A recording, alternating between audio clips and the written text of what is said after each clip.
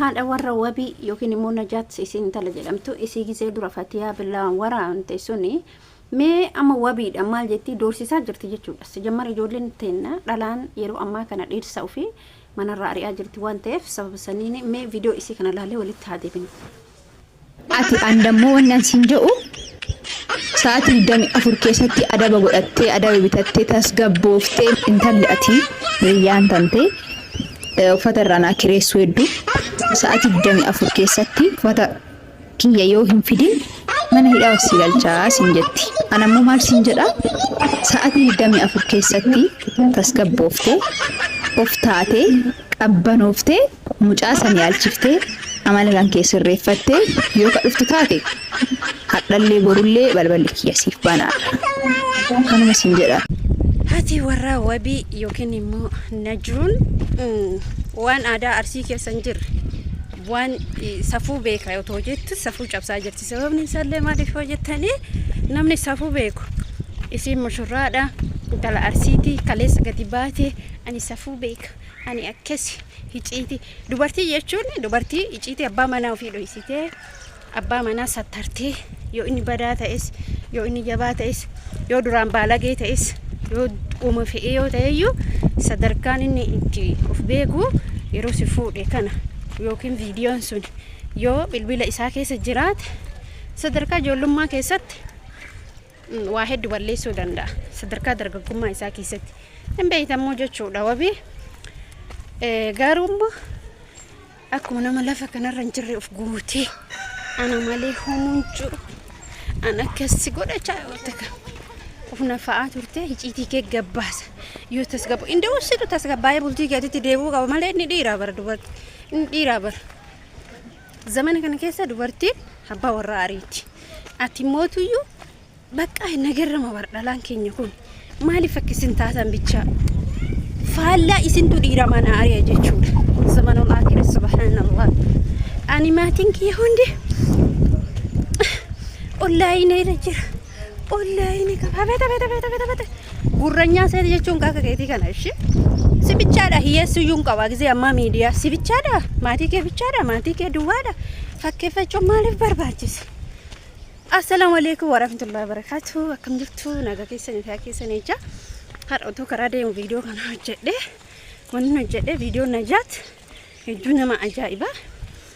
Wantoonni isiin haasoftu wanti isiin laayit wanti isiin bukeessitu hedduu takka ulfaata dhugaa rabbii dubbachuu bakka dubartii taate dubartiin abbaa warraan sattarri eenyuun sattarti subhanallah kinte yaa rabbi ana malee homuu lafa kanarra hin jiru jetti jechuudha.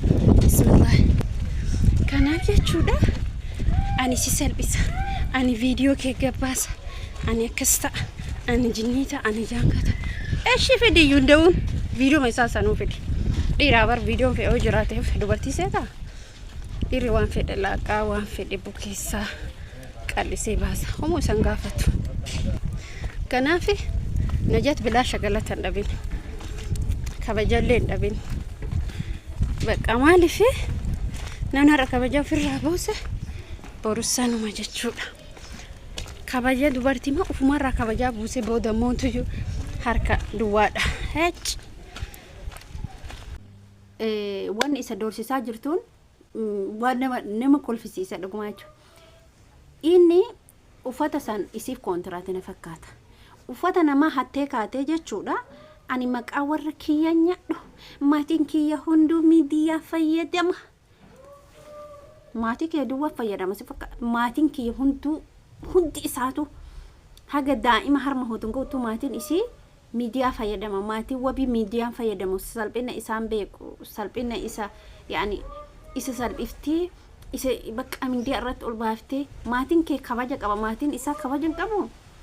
Maatiin isaa kabaja hin qabu kan kee qofatu kabaja qaba kan kee qofatu miidiyaa fayyadama maatiin isaa miidiyaa fayyadamu.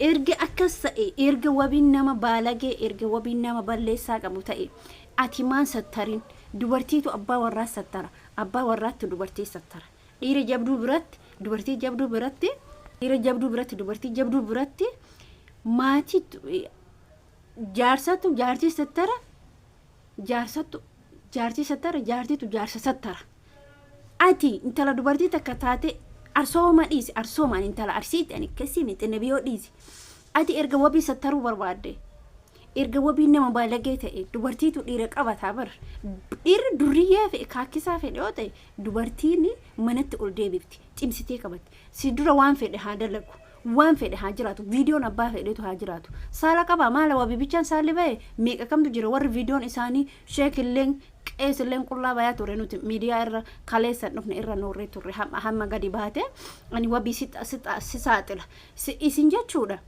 ani hedduu takka isin taasabis ijoolleen naannoo gara tokko hedduun keessan dhiira mana ari'uu guddistan aadaan jirra nuti fiddan dhiirri kenna immoo aadaa fokkataa fidde dubartii ofirraa ari'uu dhiiste ofii manaa jalaa baati subhaanallah kinte yaa rabbi an dhala akkana argeen beeku sanirratti immoo kootu manatti gali jette bakka hin galin yoondan wabii nagarramaa bar gaafa dura aayyuun heerumtee bulii lama ala bultee dhufte ati isaa wajjin badhee turtee gaafa dura lola asii fatiyaa waraantee baddee asan dhalaan jechuudha gaafa kamii akka mucatti kan hedduun keessa leellisaa turtanii miti garuu gaaf kam irraa bahe dhugaa rabbii dubbachuu gaaf isiin fatiyaa qaama isii cafcif gootu gaafa nama waraantu san akka isiin namummaa baqa dubartiidha miti isin nama tokkoof jettee nama galaafatu maaliif barbaachise amma immoo isa isii duuka akkas ta'e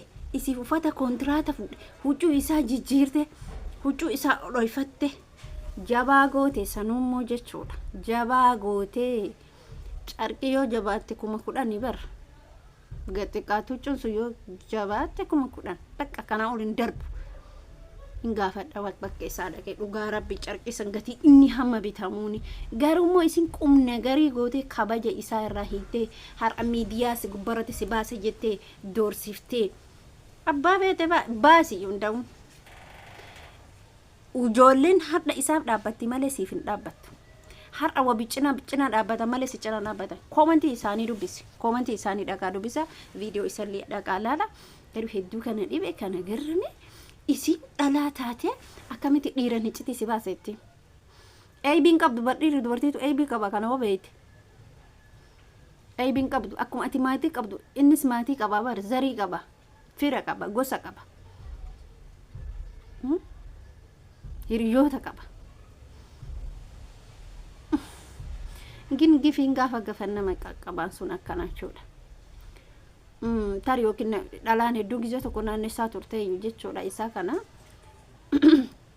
inni immoo isii nama dhooftee bosonatti galte dhaqee fuudhee bakka ani jira miti namni haala biraa keessa namarra namni nama dogongorsee haa intala tana fuudhi jabduudha haa intala tun zarii dhisiit akkana yookiin immoo xiqqoo isii yaani namni keenya irra guddina maal leellisu beeytu warri waa qabaatu akka qabeenni warraa sun isii ta'u isii yoo duwwaa qabaate caala malee warri waa qabaate miiliyoona yoo warri qabaate wanni isii fayyadu hin jiru jireenya isii fayyadu jireenya isii waa qabaachuu hojii qabaachuu waan tokko jechuu madda malee intala gabbaatii haala fixattee dhiira doorsiftu isii malee argitanii beektanii wallahi billaan isii malee argeen beektu dhugaa rabbi isuma dhugaa san jedha intala kana dhiira doorsiftu dhiiratu shamarran doorsisa malee intala dhiira doorsiftu argan atina wabiyo gadifte miiliyoona kamtu itti heeruma saydoo laale caarataa ta'aa jira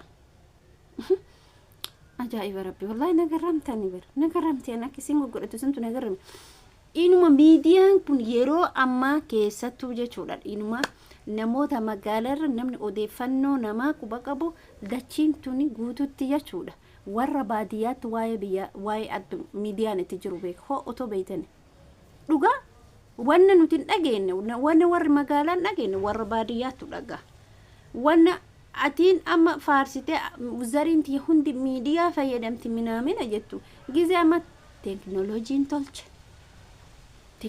tolche kana hoo nuti maal goonare ati asii uf duwwaa fi maatii kee duwwaa nuti faarsu odoon taane maal inni ummata guutu fayyadama jira addunyaan amma sheekaroo belaal beekamtii guddaa argataa jira miti kaleessa maal ture har'aman ture maatii kee duwwaan faarse maatiin isallee akkasuma nama gaariidha jedhe dubartiin maatii ufii qofa leelli dubartii jechuun dubartii zarii isaa qabattu jechuudha zarii isa abbaa warraa isii qabattu kan keetuma bariin akkas jedhe namicha tokko jedhe ila maatiin kee ittis dhuftee yoo beelas galchite maatii keetis maqaan sin balleessu waasiin hin jedhan.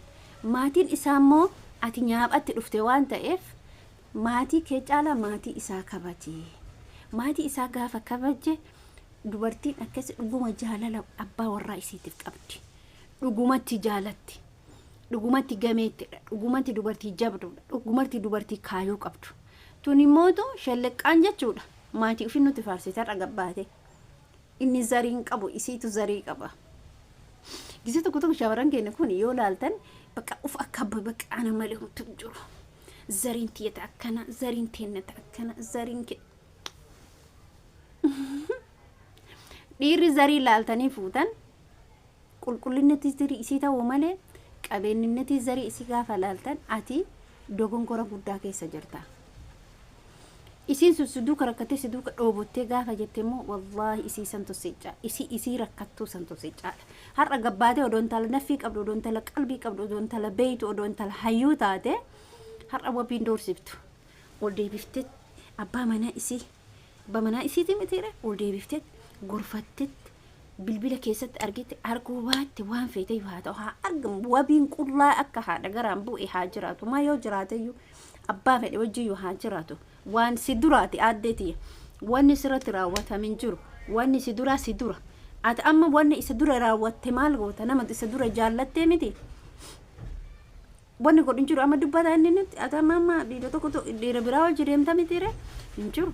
Siyaasaa ta'ullee hin beeknu nuti garuu siyaasaa diraamaa yookiin siyaasaa piraangii ta'ullee hin beeknu garuu immoo haalli ati itti deemtu adeemsi ati irra hin jirtu nama hin gammachiisu gonkumaa saatirii isa jedhamu san onnee kee keessa jiraatu qaba.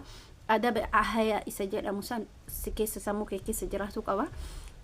Erga inni balleessaa qabaate ol deebiftee mana kee keessatti doorsisuu dhiiftee kootu galii jechuun ni dhiiftee manarraa ari'ii jechuun ni dhiiftee ofii keetii manatti teessiftee abbaa manaa kee gorfatta jechuudha. Balleessaa fedhe haa qabaatu.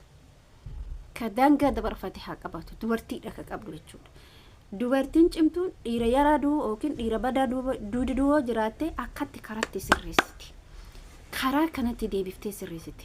Jabeessitee qabatte abbaa warraa isii haadha gonguru utuu si wajjillee jiru haadha gonguru namni takka lama sit no gonguru haa ta'u garuu inni irraa deebisuudhaaf nama sanirraa gara keessa ursuudhaaf wantoota hin jirre hojjechuu qabda. Ulaagaalee isa inni sababa rakkina maaliitiif si dhiisee akka inni ala deemu kasi duraa darbee jira. Otoo si mushurraadha odoo ati mushurraa jirtu rakkina maaliitiif dhiira biraa wajjin deema kun rakkoo biraati mitiire. Rakkinni ati qabdurraa utoo ati jaalala isaa qabaatte utoo ati isa kabajje odoo zarii isaa kabajje yookiin hanqinni biraa yoo jiraate hanqinni akkanaatu jiretti mana kee keessatti ol deebiftee gorsuudha malee har'ammoo ol kaleessuma ji'aange yookiin ji'a lama yookiin ji'a takka miidiyaa irratti ol baatee doorsisuu kottu gal akkas ta'e. Dubartiin akkana gonkumaa jireenyarra zeeroorra jirti jechuudha. Kabaja jedhamtu san hin qabdu. Kabaja maatii isii malee kabaja maatii isaa hin qabdu. Mee isin warri koomantii barreessa dhuguma bunii maraatu jennaan miti aqilla isiitu hin jiru. Abbaa warraa isiitiif tattaafatte malee akka tanaa si saaxila mexenni biyyu ati akkas akkan otoo argiteeyyuu bilbila isiisan keessatti jalafte. Dhalaan hedduun abbaa manaa isa tarte abbaan manaa haadha warraa isaan satara. Tun immoo saakan akkuma dhalattetti jirti. Uummatta kan beektu hin beekatti malee yaani uffata namaa fudhattee kaatee uffata namaa saniin har'a waan biraan haasoftu. Uffata namaati barkisiin ofirraa qabdu sun. Uffata inni bite uffata san jijjiiranii intalaa walii galaniitiin akkas godhan malee siistama yookiin siyaasaa isa jedhamu sana.